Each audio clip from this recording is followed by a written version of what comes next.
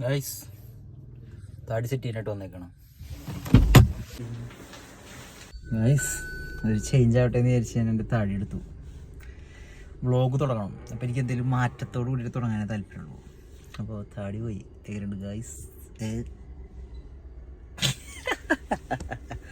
അപ്പോൾ ഇനി കുറച്ച് ദിവസത്തേക്ക് ഇങ്ങനത്തെ ഒരു ലുക്കിലായിരിക്കും നമ്മൾ ഇനി കാണാൻ പോകുന്നത്. ഹായ് ചിമു.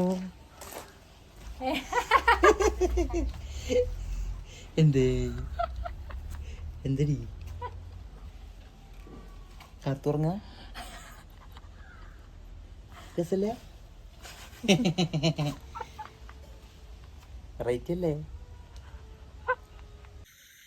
എന്തത് പഴയതാണ് പറയുന്നില്ല.